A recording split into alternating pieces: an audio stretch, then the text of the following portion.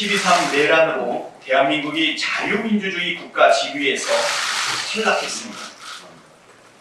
스웨덴 예테보리 대학의 민주주의 다양성 연구소가 최근 발표한 민주주의 보고서 2025에 따르면 한국은 기존 자유민주주의 국가에서 1년 만에 한 단계 아래의 선거 민주주의 국가로 전락했습니다. 정부가 야당과 반대 의견을 얼마나 존중하는지, 얼마나 포용적인지를 측정한 심의 민주주의 지수에선 48위라는 낙제점을 받았습니다. 최근 영국의 한 경제 분석기관도 한국 민주주의 지수를 작년보다 10단계 떨어진 세계 32위 결함 있는 민주주의 국가로 낙인 찍었습니다. 미국이 지난 1월 한국을 민감국가로 지정한 것을 포함해 참담한 평가가 줄줄이 나오고 있습니다. 독재정권 뺨치는 윤석열의 폭정과 12.3 내란 사태로 대한민국의 국격과 민주주의가 처참하게 무너졌습니다. 내란 수계 윤석열의 탄핵 심판 최종 변론이 끝난 오늘로 22일째입니다. 윤석열 파면으로 대한민국의 민주주의와 국격을 다시 회복해야 합니다. 헌법재판소는 신속하게 선고를 내려주십시오. 검찰이 구속을 방해한 김송훈 경호처 차장이 결국 보복 징계를 자행했습니다. 대통령 경호처가 윤석열 체포영장 집행을 주장한 경호 3부장을 지난 13일 해임 의결한 사실이 뒤늦게 드러났습니다. 내란 속에 윤석열이 풀려난 뒤 기세 등등해진 김성훈 경호차장이 자신의 지시에 불응한 경호처 간부에 대한 인사보복을 자행한 것입니다. 검찰 국수본의 비밀을 누설했다는 것이 징계 사유이지만 경호 3부장 측 변호인은 비밀을 누설한 적이 전혀 없다라고 반박하고 있고 경찰 국수본 역시 보안사항을 전달받은 바 없다고 이미 밝혔습니다.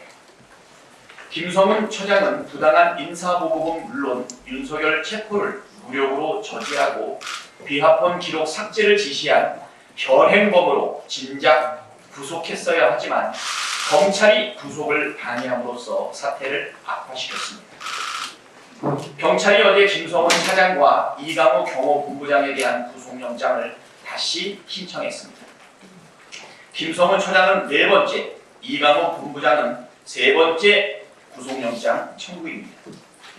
서울고검영장심의위원회가 검찰은 김성훈 구속영장을 청구하는 게 맞다고 결론 낸 지도 12일이 지났습니다. 검찰은 시간 끌지 말고 신속하게 구속영장을 신청하길 바랍니다. 또다시 강의한다면 내란 공범으로 특검 수사를 받아야 할 것입니다.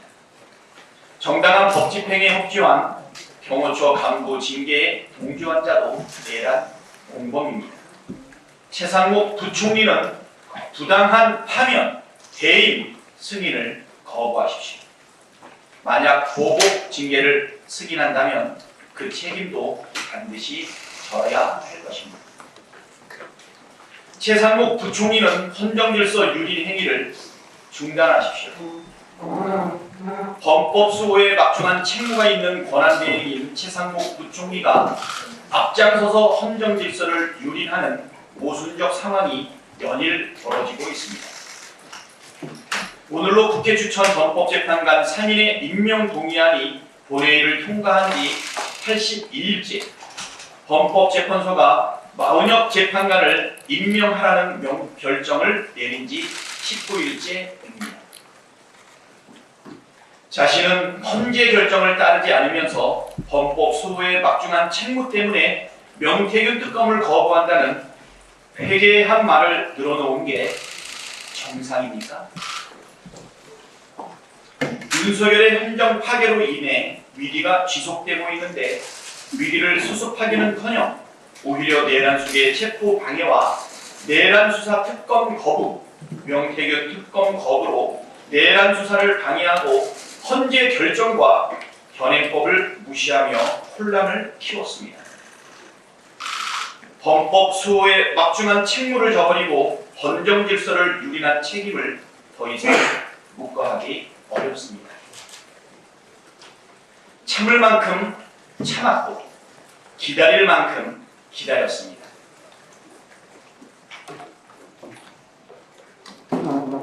내일까지 마은혁 재판관을 임명하십시오. 이상입니다.